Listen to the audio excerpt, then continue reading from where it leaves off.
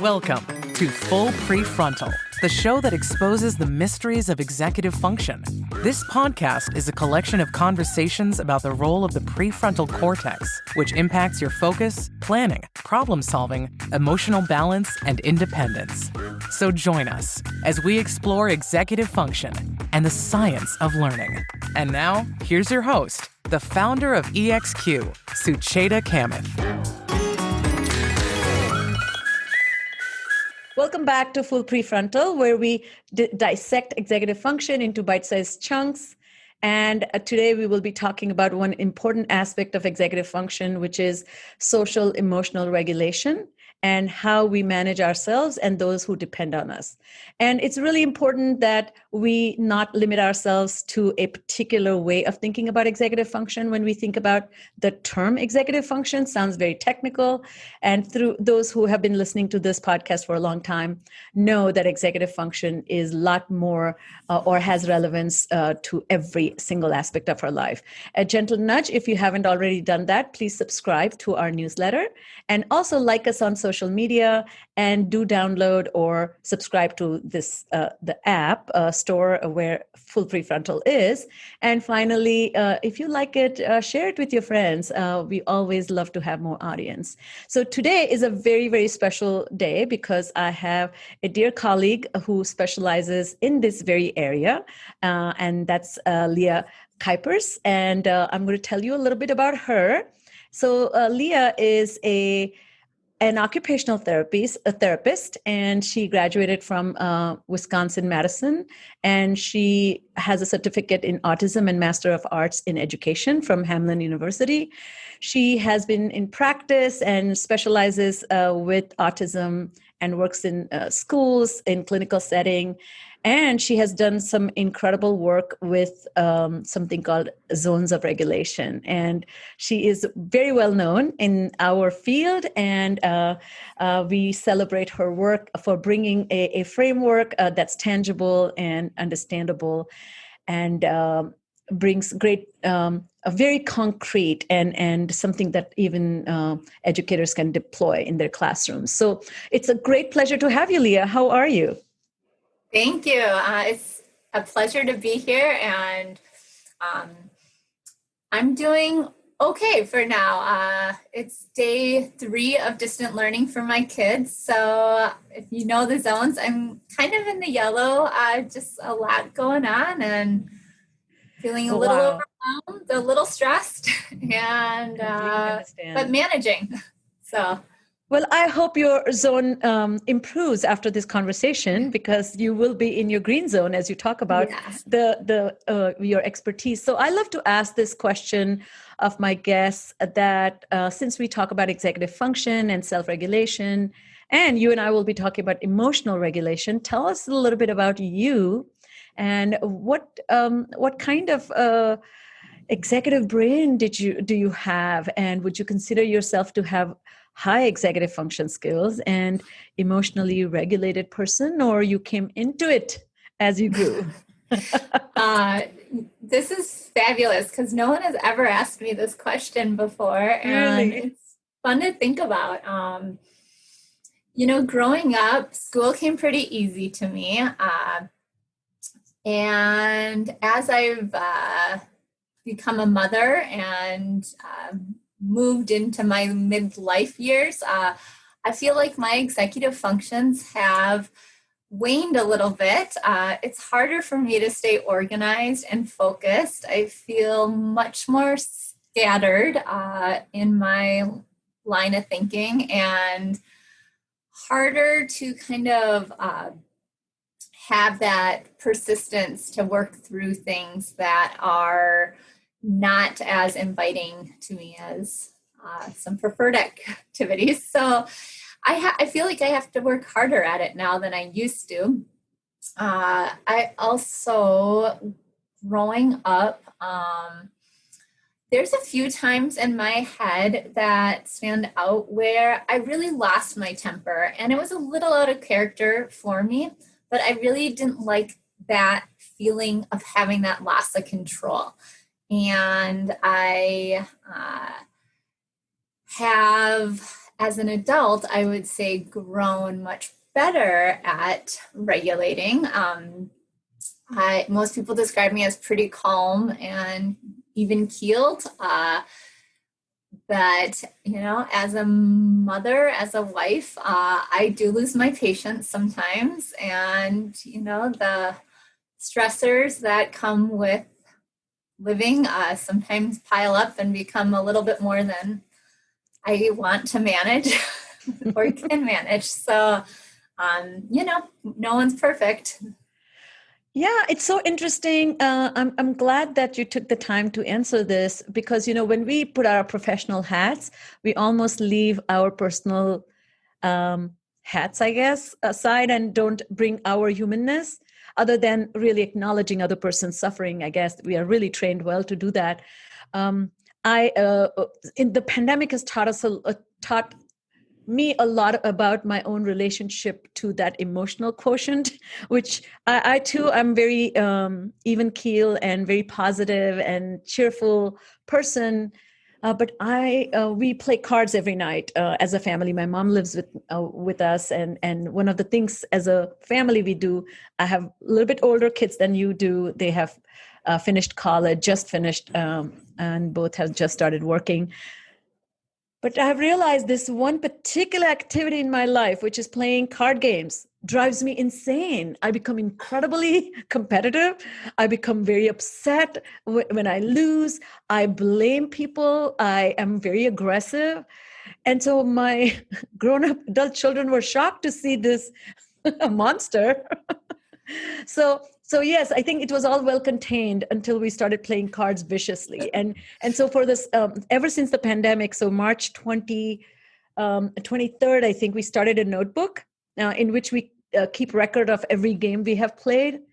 And so we accidentally it started that way, but it's told me a lot the number of times I've lost my cool. So yes. So tell us a little bit about how do you define executive function as an occupational therapist, and what's the relationship between self-regulation and executive function in your mind? Yeah, well, that's when you say as an occupational therapist, I think back and I was working as an OT before anyone ever called it executive functioning. So that was something I really pursued more training and education in as a complement to the work I was already doing as a professional, seeing the gap in some of my students' abilities to function and that processing in that prefrontal lobe was just, I feel, a really important part of that puzzle for them. So I always explain it as it's the thinking behind the doing, the governor of our actions. And there's so many executive functions to define. But when we can pair that with that, emotional amygdala in our brain and have that communication between that, caveman reptilian brain and then those executive functions to weigh in and help us manage the maybe impulse to lash out or the put in reason so that we can rationalize what would be a more objective response in the situation, or think through and problem solve what our outcomes might look like, then we can have that controlled emotional response as well. And so there's certainly a role for that caveman amygdala response, and that has served us well as humans and survival. But we live in a fairly safe world that we don't always need to be reacting with that part of that caveman response for survival. So that executive function comes in to really help guide us and make sense of the world around us so we can figure out how to express ourselves in a more adaptive way in today's world. I love that. So you're talking about this not just governing your own behaviors by reflecting and thinking, but also creating that ownership of those behaviors because it impacts the world in which we habitate. So tell us a little bit more about dysregulation then. When, you and I know this, that the executive function skills are on a trajectory of development. So a 6-year-old is less proficient than a 9-year-old. But if you take all the 6-year-olds, there are going to be some who emerge with relatively better skills. And then if you take all the collective 9-year-olds, some are going to be better. How do you see that in the context of learning and education? I want to understand these discrepancies, and what's the burden? Where should we keep the burden on those who have those good skills and continue to, grow faster or forward, or really focus on those who fall behind? I don't know, even it's not a fair question, but you know what I mean? Because I feel there's I often tell my educators and parents that the students with good self-regulation and good executive function make other kids look bad. But it's not something, it's just the way brain is developing. Everybody's going to catch up, but right. Relative, right? And I think that last piece you just said, that the brain is developing. And when we can shift the lens in which we look at regulation and see it in a developmental lens, I find it helps people provide a lot more empathy for these kids who are just lagging in that skill set, and that we have an empathetic lens when we look at kids who have academic delays or articulation, language delays, motor impairments. And so when we have a different vantage point of how we're seeing these kids and can recognize them for where their skill set is at and not try to compare them to their peers, but developmentally acknowledge here's where their skills lie and what would be an achievable step forward for them to set our goals on. We can start looking at them then and working with them, teaming together to support that development, so that it's not that they have to catch up to their peers, but we're helping them build a skill set so that they can be more adaptive and functional in their environments around them. So there was a lot in that question. I don't know if I got it all. I think you did. And I think I see a compassionate perspective there, which is really giving everybody a fair shot at their own development, which is such an important thing. Sometimes I see this, and I don't know if you see this in my private practice, there's a lot of pressure parents put on their children to somehow expedite their developmental trajectory. Yeah. Which to begin with is delayed. It's recognizing that we all have strengths and we all have weaknesses. And, some of us are born with, the connectivity isn't there in the brain for this child and the regulation skill set. And some kids have had adverse childhood experiences, and we know that that also impacts that brain development and leads to the social, emotional, cognitive impairments at a higher percentage than kids who haven't had those adverse experiences in their childhood. And so they too can have then these regulation challenges that we really can look at this neurobiological underpinning and shift it away from this behavior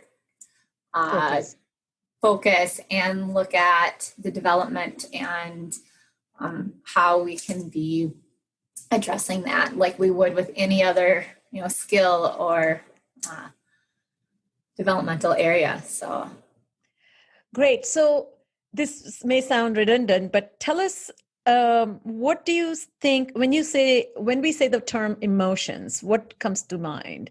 How do you define emotions, and why do we lose control? Yeah, well, I think emotions I think of it as the label we put on these feelings that are within us. So we add up all these signals, the sensations from our body, and that gives us then this emotion that we can express or label cognitively. When we are able to recognize, what it is that we're feeling, then that helps us figure out, do I need to regulate this feeling?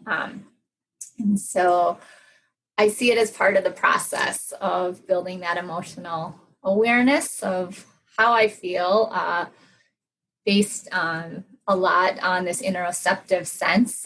OTs are excited about this 8th sense that we talk about now. Can you describe them for our listeners? Yeah, so interoception is this awareness of what's going on inside your body. What are your organs communicating to you?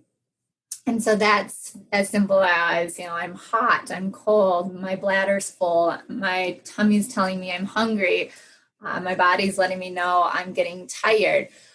It's also the emotional foundation, that foundation for emotional awareness. As sometimes you think about right before you start to cry, most of us feel this like lump in our throat starting to swell up, and we know the tears are going to be coming.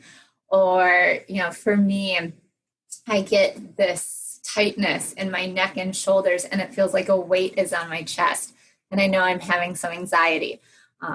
It's the flutters in the tummy letting me know I'm nervous. So when we can read the signals in the body, it precipitates us then being able to label that emotion that we're experiencing, which then allows us to determine, do I need to manage this feeling, and what's going to be my strategy or tools to do so? It's so interesting to me, and I've been on a lot of teams as a rehab specialist working with TBI and strokes, that it's the team of us, OT, PT, and speech working together. It's interesting. OT always has this anchored in the body. And we tend to be very cerebral, thinking about thoughts and words and language, which is great. And that's why we complement our work complements so well. Tell us a little bit about this, the idea that you are talking about, the emotions, and so emotions are thoughts that are created, and then the thoughts are can be palpable. You can perceive them. They're signals. And one of the goals that you are identifying here is to really develop a very keen sense of picking up on those signals. Right. Why is this so hard? Why is this not part of normal conversation? Like, you and I talk so much more in depth about processes involved in being who we are, that when I step out of my office, or when I'm in common place, like at a party, nobody really knows how words are even put together or how word retrieval works, right? Right. So why are we so not attuned to emotions having a body base? Maybe it's just because we're all fine, right? So we think. Yeah, I think there's this cultural just expectation, that we don't go into the depth of really talking about how we feel. And I think one nice thing about this pandemic is that it's finally okay not to be okay. And that people are talking a little more openly about what those feelings are. But it has been more of a closed subject, that it's just not part, we talk about the weather, we talk about our kids going back to school, but a lot of people are very tight-lipped and uncomfortable when we start getting into the feelings that we experience. And they're rather walled off about it. So that certainly then thwarts any conversation going any deeper about it. But I hope that with the work I'm doing, we are starting to break down some of those barriers and make it a comfortable climate to have more open conversations about what it is we're feeling, which builds empathy and support, co-regulation between us, because there is so much life throws at us. And when we can be building those support networks and those relationships, it's just so lovely to have, those people beside you to help you through the challenges that the day brings. So. Yeah, the Midwest effect, the stiff upper lip. The entire world is very, very guarded about, and Brene Brown's work, where she talks about vulnerability, is that recognizing and acknowledging the weaker side, the softer side, the vulnerable side of us, is also very complementary to what you're saying. So it's interesting. I don't know if you know about every Halloween, Jimmy Kimmel does this segment called "Hey Jimmy, I told my kids I ate all." Yes, I love all their candy. Yes. So I thought I'll bring that up because it just captures incredible range of emotional responses of children, and particularly those who don't work in the classrooms or don't have children can really understand that you have a 9-year-old or 11-year-old throwing a tantrum, and then there's a 5-year-old counseling the parent, it's going to be okay. One of my favorites is there were these two kids, one kid is 2.5 and the other one is 5, and the parents tell that they ate the candy, and the older one folds his arms and says, "Mom, it's really bad for you. 2 bags? You ate all 2 bags? So bad, Mom."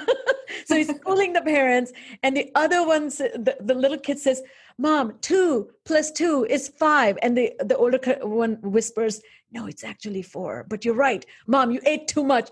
So this is the best response I have seen under duress.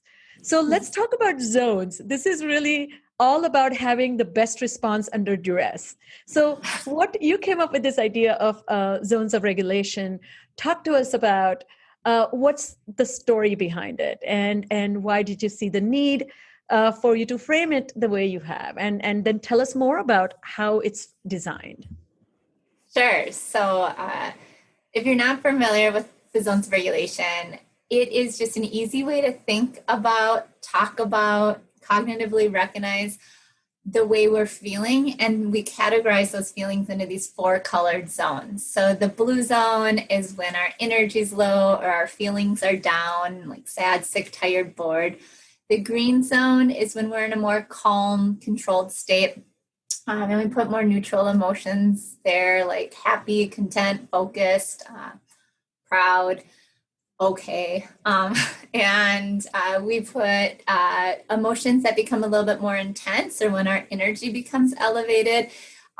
Those are in the yellow zone, but I think the hallmark of the yellow zone is we still are able to tap into those executive functions when we're in that yellow zone state, versus the red zone state also has intense emotions, but these are the big overwhelming ones, like terrified, panicked.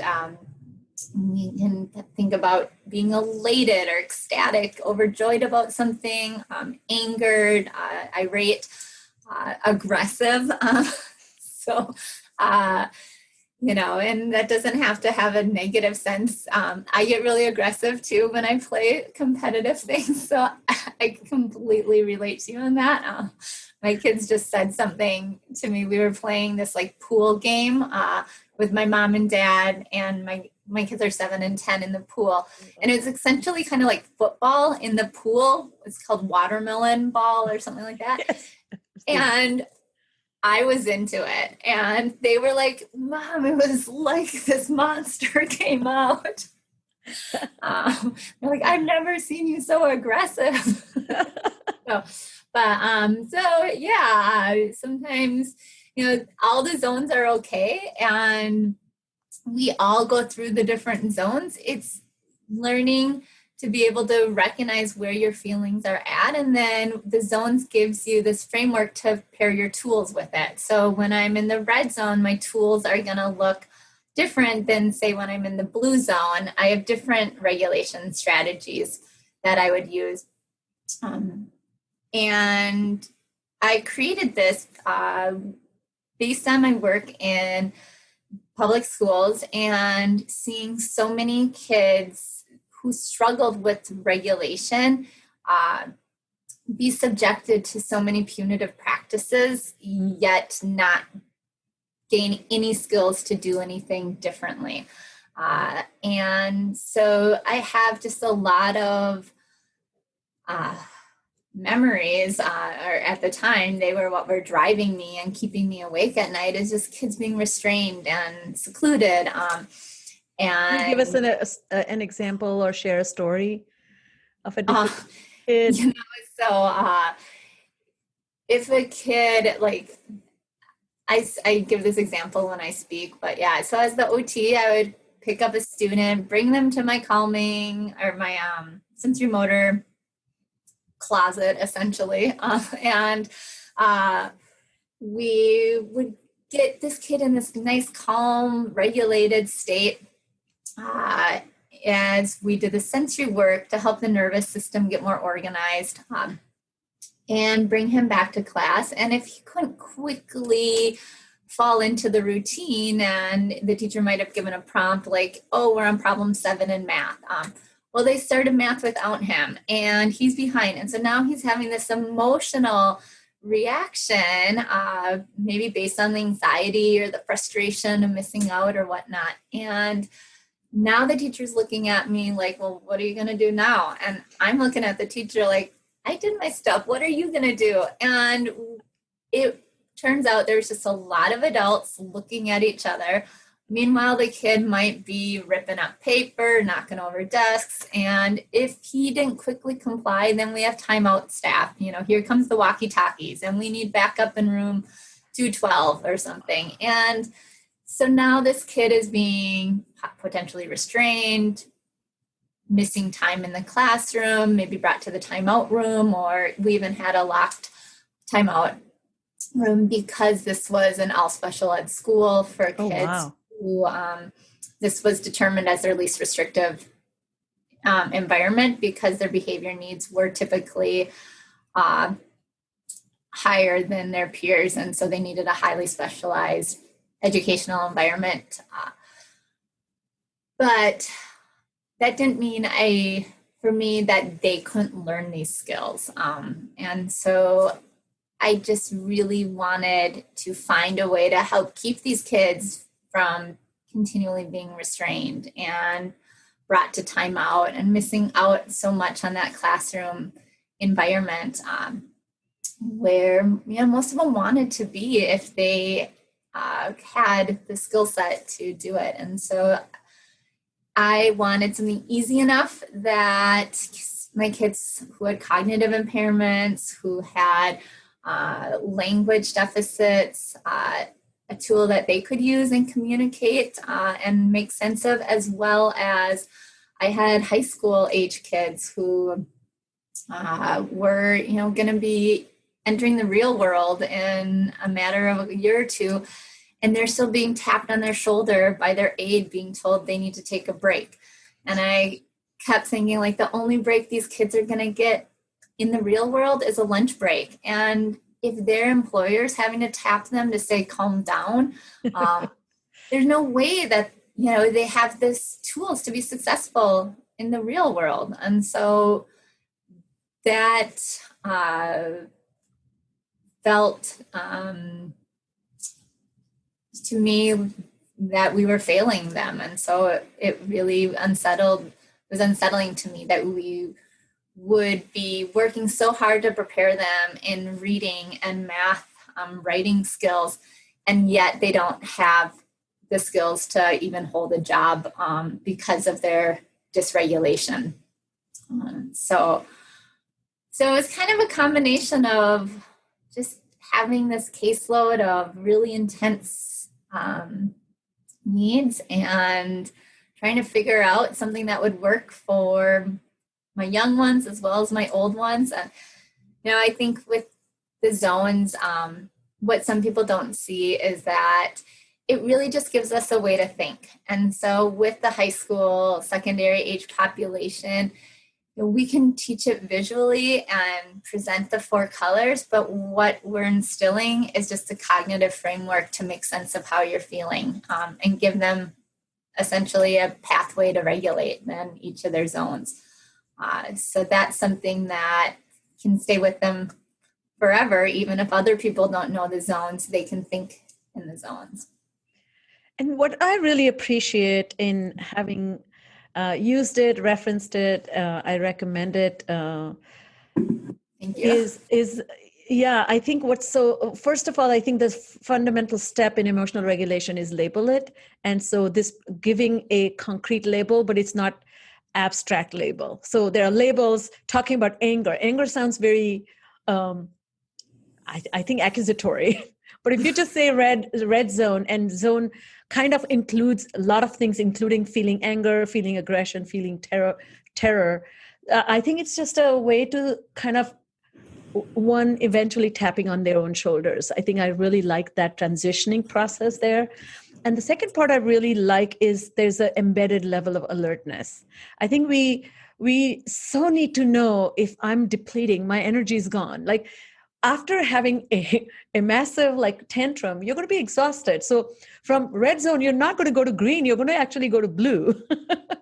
So feeling depleted, and what am I going to do to redirect my attention? So for example, the work I do, I see really high functioning folks. So they're not in trouble, severe trouble, or they're not losing it. They have kind of managed those pieces, but they're never in the green zone. That's their problem. They're always teetering towards blue or always teetering towards yellow, where they are frustrated or they are blameful or they are just lethargic, disinterested.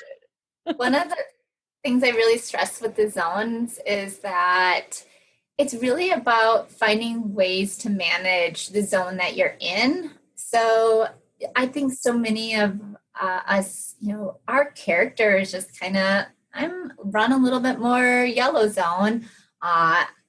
Others people run kind of more blue zone, and that's just kind of the essence of who they are. So it's not that we have to try to be and stay in the green zone. For me, it's really, I kind of run a little bit more in the yellow, but it's about finding ways to manage it so that I can still, do the tasks that are before me and meet the goals that I'm trying to accomplish and keep people around me comfortable. And so my outward behavior, I think, often appears to be more green zone, but internally I'm still often a little stirred up and, feel that, running list in my mind of all the things I need to accomplish and have. And I think that there's a wonderful point you just made, that particularly anxiety and I see a distinct cultural difference between the way girls, I don't mean to stereotype, but girls and women tend to have this presentation of calmness. And while they are really the swans who have, the feet waddling under the water, but there's that normalizing appearance of everything is cool and okay when you're not feeling cool or okay, but not taking away your language, taking away your agency. So to me, it's just, I love that you always say that there's no bad zone. And that's what I think means here, that, yeah, maybe you will forever stay in yellow, but you can manage your yellow well. Right. And I certainly acknowledge it feels good to get to the green. I like being in the green zone, but it's also just, being okay with where I'm at and, just acknowledging those feelings that I have, and then being, on alert that I might have to do a little bit more to regulate my yellow zone. So there is so you have to forgive me, but I have inserted one zone when I talk in my practice. It's called Zen zone. The Zen zone is a witness stance. I don't know if you are familiar with, in the contemplative practices, that witnessing, that you have this capacity as your memory skills develop, as you know this, you develop this. So if you try to recollect your best childhood memory, you will not be the person in it, you will be seeing you as if there was a camera in the ceiling, right? Right. And so this ability to, once we have experienced something, we encapsulate that experience from a memory perspective, from an aerial perspective on our life. And that camera feeds us this information about the past, as we recall. So one of the most amazing practice is mindfulness practice is to develop that camera view as you're leading the life. So you have a witnessing ability. So you are self-distancing. And so once you develop that, which is again self-regulation from not an affective and cognitive ways, but kind of saying this is happening to Sucheta. Look, Sucheta just opened the door. Look, she lost her mind. Look, she's hungry. She's looking into the refrigerator. So there's Sucheta, the observer, who is witnessing the Sucheta, the doer, doing things. And that also can be a great way. So with my older clients, I use that perspective if they're ready, of course, because their difficulties are not that they have any outward dysregulation, but they're just not achieving the goals that they set out. So there's always suffering from underachievement. And so that kind of coupling of that emotional sadness or disappointment that you feel in yourself can be achieved. And I found that to be very helpful to use that language. So I have the thought that, are you surprised how a marshmallow experiment has become such a commonplace, kind of things that people talk about so regularly, as if everybody has taken psychology, right. classes and have some masters in psychology. But how do you see this regulation in the moment and then collective regulation over time? So that translates into delayed gratification, that future self. So how do you connect these two ideas? Yeah, well, that self-regulation in the moment is really going to be impacted by your body's budget at that moment, kind of, what's transpired across your day already. And, I think of us as everyone having a coping capacity, right? And some days our well's just a little more depleted, like, let's say the last 6 months in this pandemic. I think, Yes. We've all, and all the other things that have transpired in the last 6 months on top of the pandemic, I think a lot of us has found our wells pretty dry for, Yes. that moment in time. So there's kind of that factor always going on, and just kind of like, how much do I have to give? What more can I take? But then with development and maturity and building life experiences, we also gain more skills to manage that budget better. And as we age up, social becomes so much more of a factor that we're putting into this equation. You think about the meltdowns of a 4-year-old and their peers reacting. They're probably going to play with that kid 5 minutes later. But a 14-year-old melting down in front of his peers, well, it's getting a little dicier. But a 40-year-old melting down in front of their peers and colleagues, now we might be having relationships severed, losing employment status, things like that come into factor.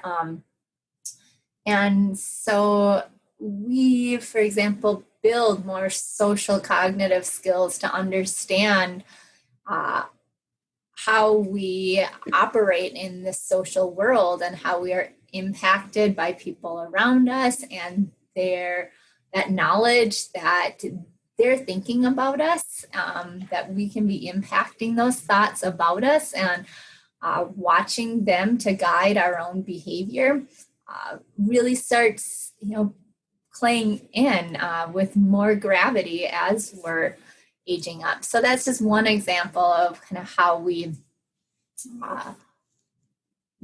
grow with regulation. Our goals become certainly more complex, and are the weight of achieving those goals becomes heavier. So, when you're 5 and just want to have someone to play with at recess, that's maybe that goal, a big goal for a 5-year-old, is just to have someone to sit with at lunch or play with at recess. But when, we're older, we have maybe a family that we're providing for. We have a home, housing that we're paying to maintain. We have that employment to maintain. And so these factors become a lot more real too. And so that is becomes more of a driving force as we work to regulate with the goal-oriented vision of what it is we need to accomplish and maintain in our lives. So I love that. I think I really see that every experience that we have with the world. I always like to give this analogy that if you serve somebody a piece of chocolate cake, you can assume in the kitchen there's a larger chocolate cake. It cannot come from an apple pie, right? So I tell kids and adults I work with that your behavior is a slice of how you behave here is emblematic of how you are already behaving everywhere else. So you can't have this pretense and pretend to be nice and then it will come out because you can't sustain that for too long. And I appreciate this idea that you were saying that we are influencing others' perception of us, and that regulation shifts from just managing emotions to actually managing the perceptions so that we appear more cooperative and collaborative. I really appreciate that. Which really is vital to our functioning in adult life. So, once I heard a little segment on the radio, it was something on NPR, and they were saying, in essence, what are the qualities you want in your next door neighbor? And you think about it, I'm like, well, I just really want them to be regulated, right? Like, I don't really care what kind of job they have, what their level of education is, but I really don't want them having losing it exactly. So that's what I value. My husband and I were taking our dog for a walk in our neighborhood, and there are 2 ways to go, and I often go on the left, let's say, and he always goes to the right. So when he and I were walking, we went to the right, and I had not seen there are some new houses coming up, and he proceeded to tell me that there was one house that was coming up, and the neighbor had sued the people who were building the new house. There were 17 lawsuits against this brand new house, which is absolutely incredibly built, beautiful house. And I was just admiring. And my husband says, he has no peace. He's now they have moved into the house, but they're tackling 17 lawsuits. Oh, so to your point, we don't want a neighbor who's suing you. Right. Because it all started with a tree, which they could draw a straight line, but there was a slight, how there's a circle around a tree. It kind of, the tree sat in between the lines. So you could have bent it either in the neighbor's yard or your yard. And that's where the fight began. So depends on which way the wind blows, huh? Exactly. So as we end, tell me what do you do when you are regulated, but you're dealing with people who don't even understand the R word, or they know nothing about regulation, and their dysregulation is getting you either anxious, getting you a little bit frustrated, or making you incredibly unsettled? What suggestions do you have for that? Well, I'm just thinking about in my personal life. I'm a Libra. So me too. So I just when love is your birthday? Balance. October 3rd. It's coming up. Yes, happy birthday. Yep. Thank you. Same to you. Thank you. Yeah. So, I just really am always striving to be this kind of peacekeeper, find the balance, hear both sides, and, not rock the boat too much. I'm Uh, exactly like that. yeah. So that really holds true too for, I think the work we do with others and, when they are having the emotions overcome them. Some of the work I always go back to is Ross Green's work and collaborative and proactive solutions, using that CPS model to just empathize and understand their perspective and try to problem solve together to find something that's mutually satisfactory. And that's something, work that really resonates well with me. It's kind of a tool I pull out in the moment to help That's with that. great. And sometimes just walking away. I think that also requires some wisdom, right? Sometimes, right. I'll be right back. I need to go. I need to have a bathroom break. I'll be right back. Kind of separating yourself from that stressful situation. Well, Leah, it's been nothing but utter joy. Before we end, I've been asking my guests to share some of their favorite books. Do you have any books that you love and you feel everybody should read? Well, professionally, I would say I love Ross Green's work. I love Lost. that. I'm looking at my bookshelf here. Lost and Found is one of my That's great. recommendations. I tell schools all the time, if the climate of your school is still that these kids are naughty, then you need to start with Ross Green's work before you're ready for the zones. And he's going to be on our show in a few months. What? I'm sorry, what? He's going to be on our show in a few months. Awesome. Yeah, he's great. Tell him hi. I will. And then I have been trying to read for pleasure more during the pandemic because I'm a bit of a news junkie, and that's not the best way to regulate. So I've been trying to read to help me regulate and get to the green zone. And the book that I loved the most so far is The Nightingale. Who's the author? Oh, I knew you would ask me that. It doesn't matter. I think it is not going to come to me right now, but it is about World War II and the French Resistance, and it's a beautiful story. Is it? Because somebody else recommended fiction. Oh, that's great. Well, thank you for being with us, and thank you for these recommendations. It's such a pleasure to get to know your work and share that with everyone here. And really, I'm wishing everybody a permanent pasture in the green zone. That's ambitious, but one must try. And thank you for joining us again on this Full Prefrontal podcast. Thank you. This was really fun. I enjoyed it. Thank you. And please like us on our social media, share this podcast with your friends and colleagues. And please remember, executive function skills, self-regulation, emotional management are all essential ingredients for having an incredible, successful, and peaceful life. So we both wish you all a very executive function-centric day and week and months, maybe. Right. Because the pandemic is not leaving us. So no. So we need to learn how to regulate through the pandemic. So. You really do. Yeah. Thank you so much. Can I just share too, if you're interested in learning more about the zones too, you can find us at zonesofregulation.com.